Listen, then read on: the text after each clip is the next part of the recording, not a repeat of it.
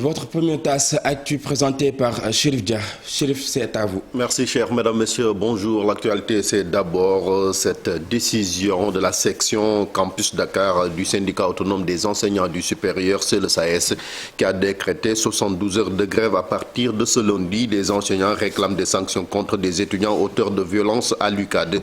Ils exigent aussi la convocation du conseil de discipline pour statuer sur le sort des fauteurs de troubles dans les facultés de lettres et de droit. La coordination réaffirme sa consternation face aux agressions inhumaines, selon ses termes, aux actes d'incivilité, mais aussi de vandalisme au niveau de l'université Cheikh Anta Diop de Dakar. C'était au cours de la réunion de son bureau qui s'est tenue ce samedi 19 juin. Nous y reviendrons avec le coordonnateur Abdoulaye Dieng. Nous parlons également de cette vaste opération de sécurisation menée par la gendarmerie au niveau de Kermassar, mais aussi dans les localités de Tivaouane Peulh, Darussalam, Mbebes, entre autres. Au final, plus de 150 personnes ont été interpellées, mais aussi des bandes démantelées du chanvre indien, mais aussi de l'argent saisi. Plus de détails avec le commandant de la Légion Ouest de la gendarmerie, Abdou interrogé par la DIFCOM. Nous avons déployé 300 gendarmes mobiles et territoriaux provenant de différentes unités de la Légion de gendarmerie Ouest pour assainir certains quartiers et alentours, comme la forêt classée de Mbao, les abords du rond-point de Salam de Tivaouane Peulh et les bars clandestins qui ont été signalés dans le secteur. Sur ce, les actions menées ont donné d'excellents résultats en termes de bilan humain et matériel. Nous pouvons noter 150 personnes interpellées pour identification, dont 2 femmes. 14 personnes réunies en bande organisée ont été arrêtées pour association de malfaiteurs, trafic de chanvre indien. Nous avons saisi aussi 12 kg de chanvre indien, dont une partie conditionnée pour la vente de détail. 357 000 francs saisis au titre des produits issus de la vente de drogue. 2 coupes et 3 couteaux.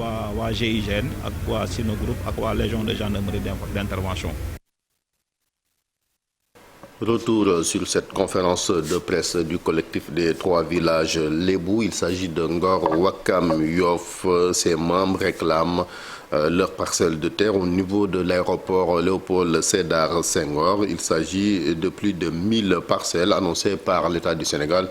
Le collectif menace de descendre sur le site pour faire face aux autorités et menace même votre sanction lors des prochaines élections locales.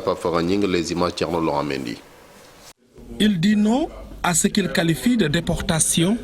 Le collectif des 3 villages, Ngor, Wakam, Yoff, ne veut pas des 1000 parcelles octroyées par l'État à Dago-Kholpa. Permis, mais soyons sérieux quand même. Devant autant de mépris des populations de Tank, Ngor, Wakam, Yoff, regroupés en collectif, ont senti la nécessité de fédérer leurs forces pour faire face à l'injustice et à l'oppression. L'État ne peut pas distribuer le foncier de l'aéroport à tour de bras et laisser en rade ces populations qui sont confinées presque dans des ghettos aujourd'hui. Le collectif n'exclut pas la confrontation, compte envahir le site de l'aéroport. Et qui voulons cohabiter dans une paix sociale qui est le seul gage d'un développement durable et endogène. C'est là où nous interpellons la conscience du président de la République. Le collectif pour la défense des intérêts de Ngor, Yoff et Wakam est debout comme un seul homme et descendra sur le terrain pour défendre son bien. Car entre l'injustice et l'arbitraire, aucune loi n'est au-dessus de la résistance. Très en colère contre le régime en place, il menace de sanctionner l'APR aux prochaines locales. Et paralyser le Dakar, et en paralysant le Dakar, nos parents lébou qui sont dans les 121 villages, parce que nous sommes dans cette dynamique unitaire. Élection locale, nous devons voter. Nous devons affaire de politique tant que ñu problème bi réglé wuñu ko. Pour le collectif, ceux qui ont donné leurs accords aux autorités n'engagent que ses membres n'excluent pas de saboter les élections locales dans ces 3 villages.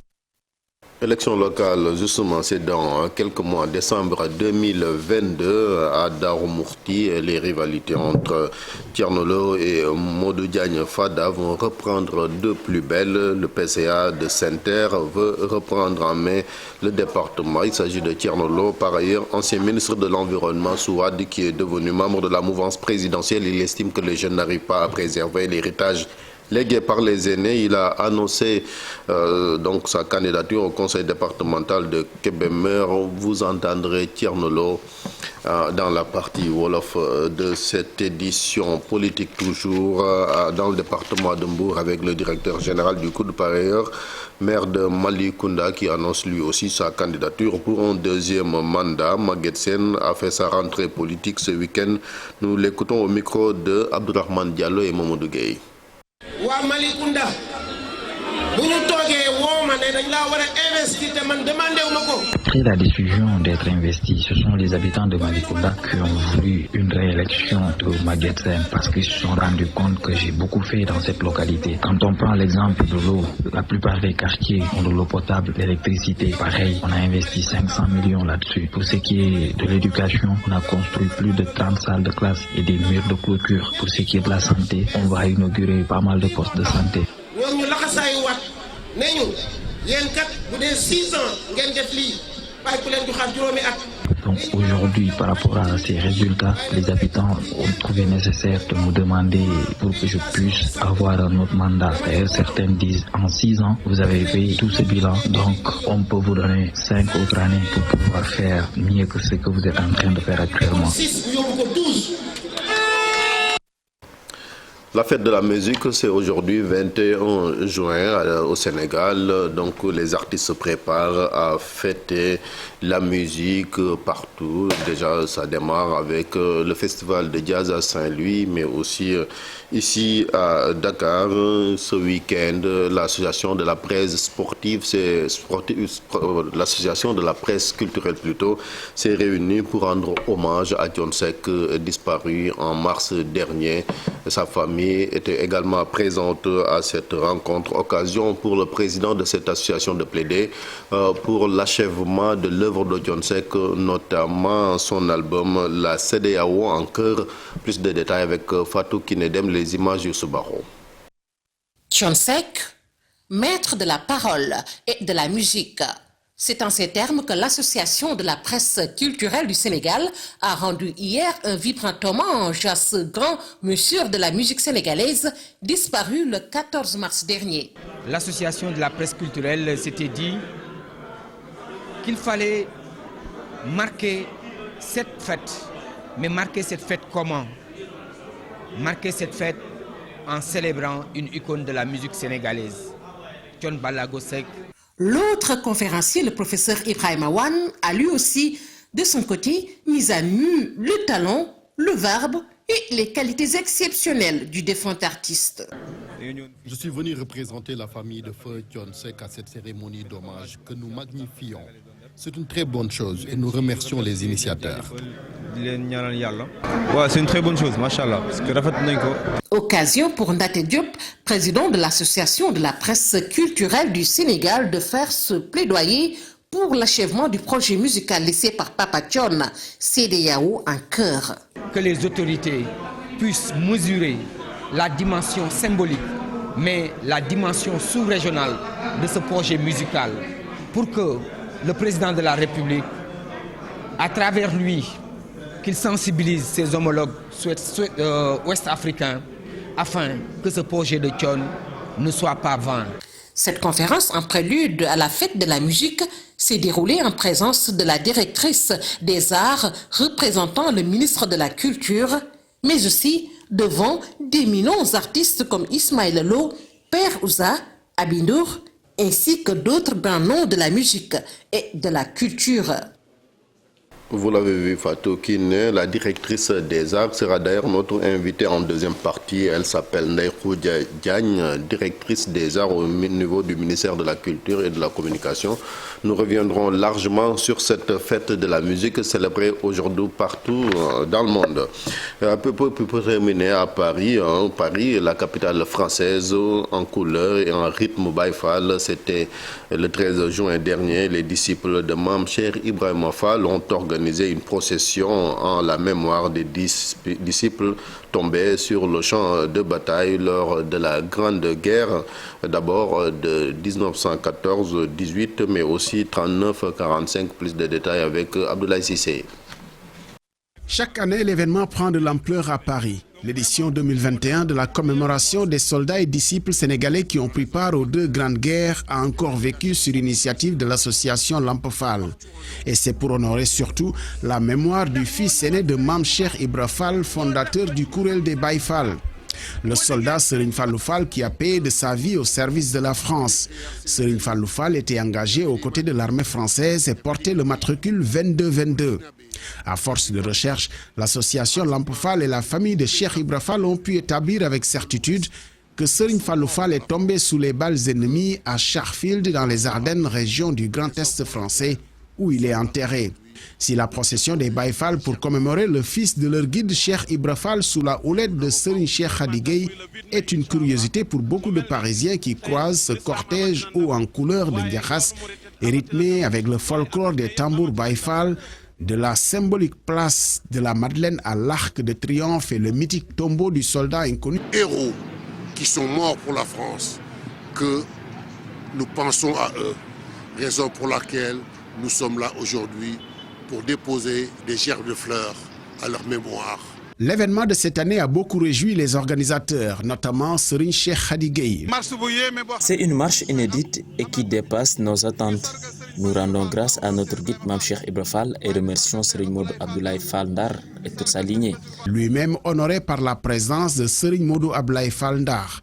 La preuve que cet événement s'installe de plus en plus dans le calendrier des Sénégalais en général et de la communauté mouride des Baye Fall plus particulièrement, c'est qu'il a fini de rassembler au-delà des seuls talibés.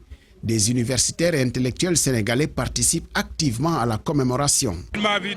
Cet événement est une fierté pour tout le Sénégal, sans distinction d'appartenance confrérique. C'est une grande fierté de pouvoir prendre possession de l'Arc de Triomphe pour porter haut la voix de Mame Cheikh Ibrahima Fall et sa famille. Personnellement, à chaque fois que cette commémoration me trouve à Paris, je me fais un devoir d'y assister.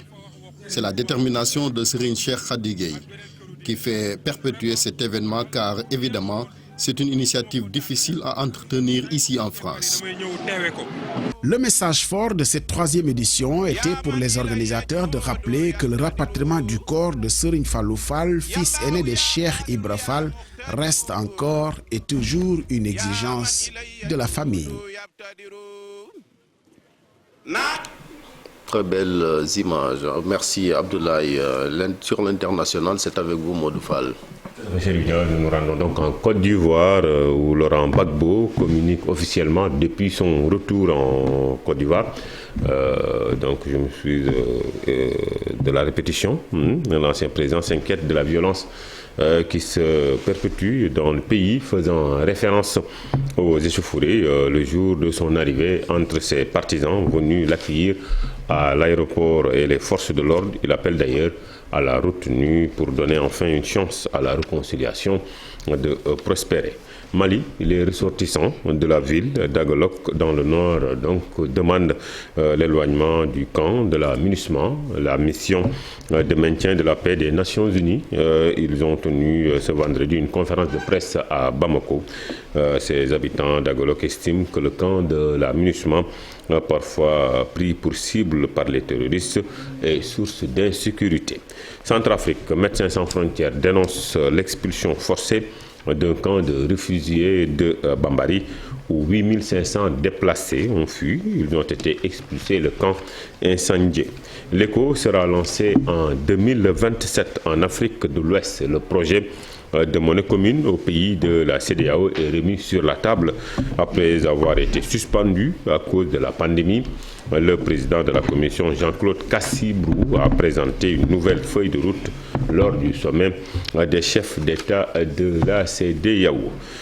Et enfin, les combats à Marib au Yémen ont fait 47 morts, dont 16 combattants loyalistes ce samedi. Selon une source militaire pro-gouvernementale, les rebelles soutenus par l'Iran ont cherché à s'emparer de Marib et ses champs pétroliers environnants qui sont le dernier bastion des forces gouvernementales dans le nord Yémen. C'est tout pour cette page internationale.